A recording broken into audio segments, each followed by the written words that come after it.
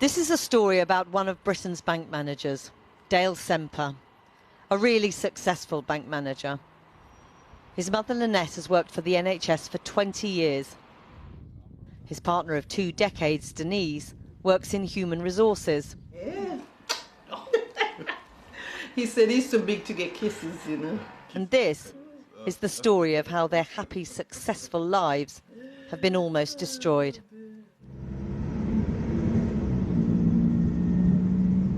I'm accustomed to being pulled over and stopped when I'm driving cars and so on. I'm accustomed to it. I get it. Never liked it, but I understood. Right? But this particular day, when they've come out, it was so many police officers. And they said, we're here to arrest you for firearms. I'm like, firearms? I'm like, really? I said, no, you got the wrong person. I don't get this. I'm on my way to work. I'm a bank manager. I do not get this. And I'm arguing. I'm like trying to explain myself. I'm like, no, this can't be me. It was the most traumatic experience ever.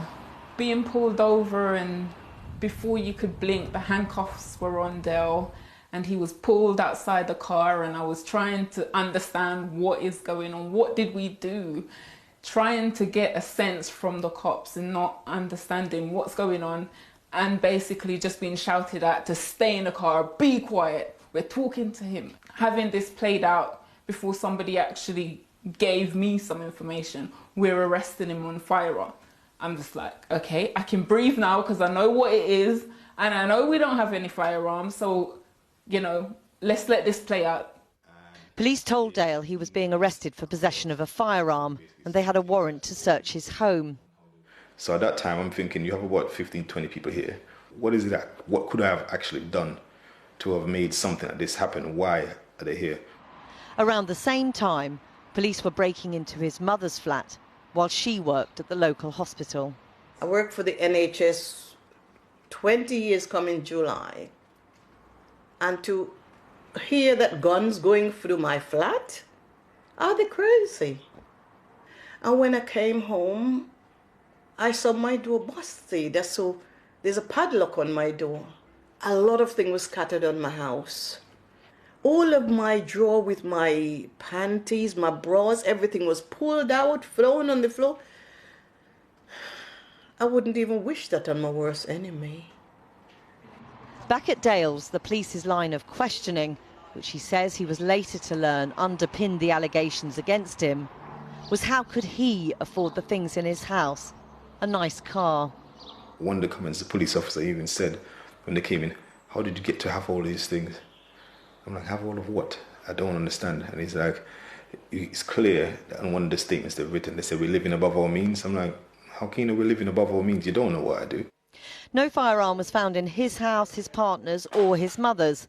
And for the first, but certainly not the last time, the family thought that would be the end of it.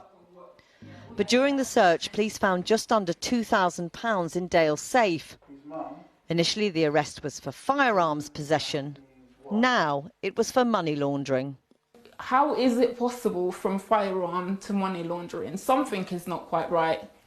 And from the onset, the undertone to this whole investigation was, look at us, we are black people. This is the reason why this is continuing, and there is no end to this. We both go to work, we both put in our 9 to 5, we make sure we do that. You know, we didn't come from much, but we're making sure that together we're on the same page, we're doing it for ourselves, and, you know, we don't ask for anything. We're out there fighting for it. Dale was suspended from his job at the bank. Police obtained a financial restraint order freezing all his assets. Dale, who owns a number of buy-to-let properties and with his partner shares a 6-figure income, says he couldn't even get £1 out of the cash point. Terrified, the couple replaced their legal aid solicitor with a private lawyer for several weeks, focusing on justifying all of Dale's financial dealings. The information he provided was, I have an explanation. I've explained my assets, my finances. He produced, within 24 hours, a file because they said his watch, his jewellery, his possessions were all tainted items. So under the Proceeds of Crime Act 2002, they made the assertion that everything was part of the proceeds of crime. They have used shoestring or false intelligence that there's a young black man with no previous convictions driving a brand new X6, enjoying life, and then the next day he's the enemy of the state, where his assets, his finances are paralysed, his mental health compromised. His whole life is literally being watched. 7 weeks after it was put in place, the financial restraint order against him was dropped, as there was no lawful grounds for it to remain in place. He was awarded £10,000 in costs by the Crown Prosecution Service. Once again, Dale assumed this meant the case against him would be dropped. Once again, he was wrong. After months of asking, the Met Police finally provided the original warrant and details of the information they used to get it. It actually said that I was involved in a sham marriage, money laundering. I'm thinking, what? I go by 4 different aliases, different names. I'm thinking, okay, what? I'm into drugs,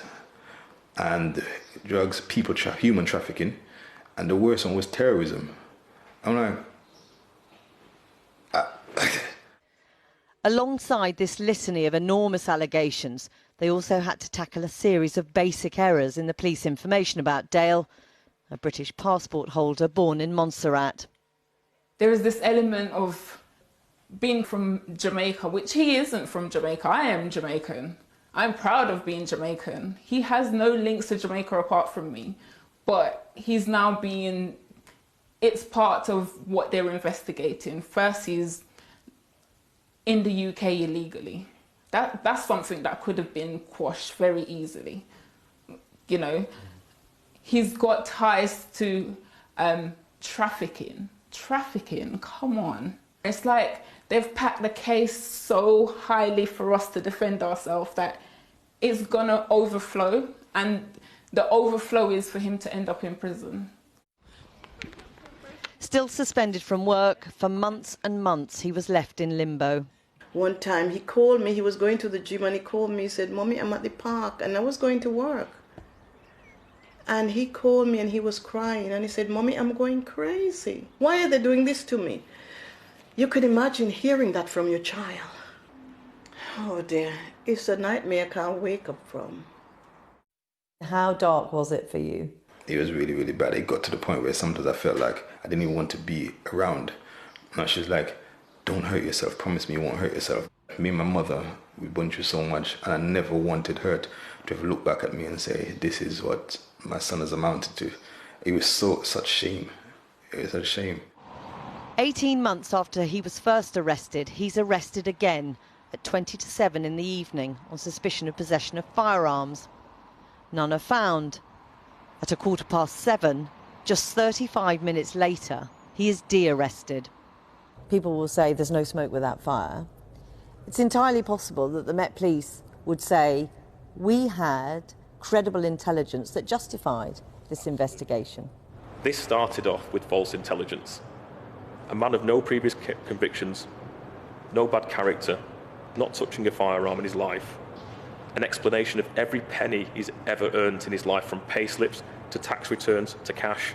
The question I'd be asking myself as looking at this case would be, to go this far, surely with all the costs, God knows how much the financial investigation and the CPS spent on this very 26-month case in the public purse, as well as my client defending himself privately, you'd think that there was something. There's nothing. There's absolutely nothing.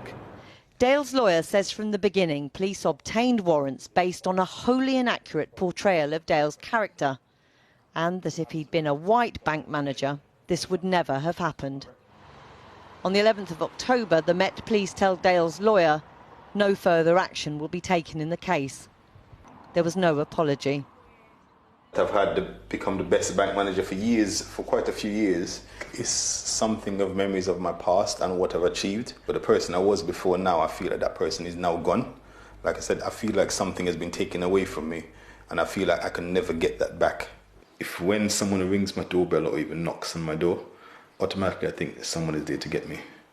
If I'm driving and I see a police siren coming up, even if it's the ambulance, I'm thinking someone is trying to get me. Constantly. I just can't get it out of my head. Dale is back at work, though at a lower grade. His hopes of becoming a director in the bank all gone. It's already cost him around £140,000 in legal costs. He's very conscious of others in a similar situation who couldn't afford to defend themselves. He now intends to sue the Met for damages. The family hope for an apology.